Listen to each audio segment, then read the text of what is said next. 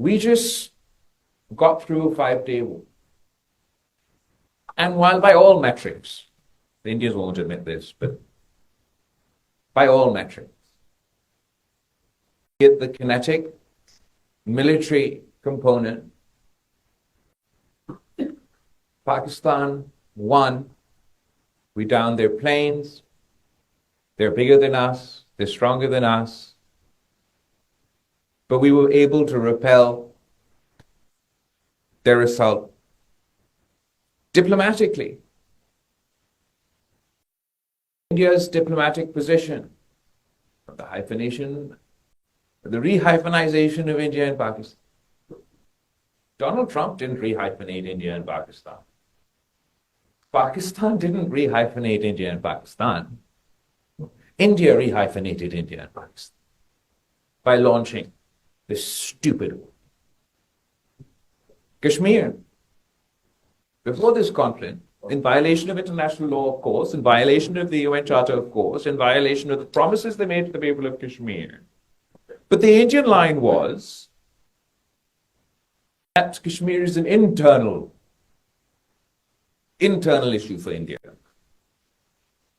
Well, when about mediating peace and resolving the issue in Kashmir, becomes an international issue. The Indians also now say, as a result of this 5-day war, that Kashmir is a bilateral issue between India and Pakistan. So militarily, your net security provider couldn't secure their own planes and have left South Asia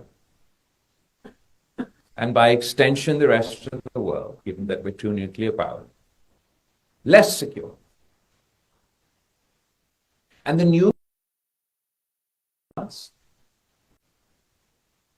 that if in India, Indian occupied Kashmir, they don't need proof, it means war. That means so we also have to go to war to India. So that leaves all of us in a very precarious situation. We've got a ceasefire, we welcome that. But we've lowered the threshold of conflict so much that any madman, can you imagine? Okay, we have a specific context of terrorism, but terrorism has all shapes and forms. Can you imagine that logic sort of here in the United States? That any wild act of violence by someone from another country, you mean immediately you launch into war? It exposes Pakistan to an extremely dangerous situation. Not only do we not take on the terrorists, because we're taking on each other rather than the people who actually conduct these attacks, but we also endanger the lives of both our countrymen. And the way we saw the nuclear escalation, the way that the escalation ladder rose so drastically during this conflict, it's not too much of a stretch of the imagination to think that by the time there's another conflict, perhaps there won't be time for President Trump to intervene before things go horribly, horribly wrong.